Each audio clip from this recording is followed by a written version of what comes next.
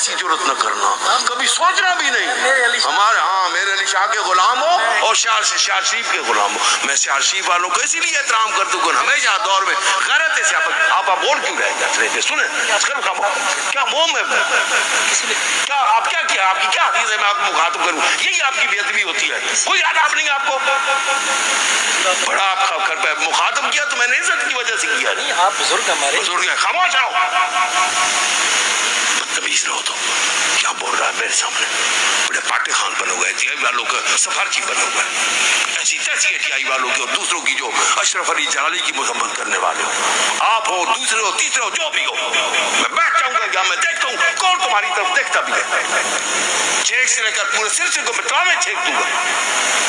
میں اپنے مرید بھی میرے مزاج سے واقف ہے۔ اللہ کے بندو،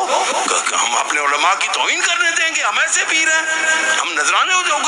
شکرانے اکٹھے کرنے والے پیر ہیں، یا ہم ادارہ بنا کر اس پر چندے کرنے والے؟ مشکل سے گفتگو کر رہا تھا تو اس وقت ذہن میں نہیں آیا، اگر ذہن میں آتا تو کل آج میں یہ جو پیغام دے رہا ہوں یہ تمام لوگ سن رہے ہیں، یہ عزیزی بیٹا میرا عثمان یہ نمائندگی کر رہے ہیں، یہ کہہ دیں گے، اور ہر جگہ پہ ہمیں یہ ہوگا کہ جو شخص اشرف جلالی سے ضد کرے گا اور اسی شخصیت کو حوالہ کرے گا، ہمارا اس کے ساتھ کوئی تعلق نہیں، ہم اس کے تعلق کیا ہے، میں اس کی مخالفت کروں گا، یا چکوال میں ڈیرا لگا دوں گا،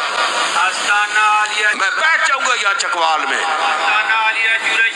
ہم ان پیروں میں سے نہیں ہیں جو صرف نذرانے بٹورنے والے ہیں حضرت، یہاں جو آتے ہیں نا ان کو بھی بتا دیں، ڈرامے چھڑ دیں گے ہم ان کی، کتنا ٹھہریں گے وہ نوجوان، ایسی تیسی ان بدبختوں کی بے حیاؤں کی جو علماء اہل سنت کی حیا کو توڑیں گے، ان کے خلاف بیان بازیاں کریں گے، یہ کل کے چمچے یہ علماء اہل سنت پر تبصرے کریں گے، بے غیرت بےہودے لوگ۔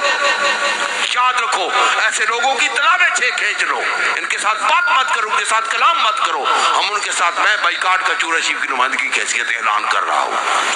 اللہ تعالیٰ سے دعا کرے کہ مجھے اپنے اس موقع پر استقامت نصیب فرمائے، اور استقامت ہے مجھے دنیا کی کیا پرواہ ہوتی ہے، دنیا کی طاقتوں کو، بڑی بڑی طاقتوں کو دیکھا ہم نے 70 میں پہلی مرتبہ میں نے جو ہے وہ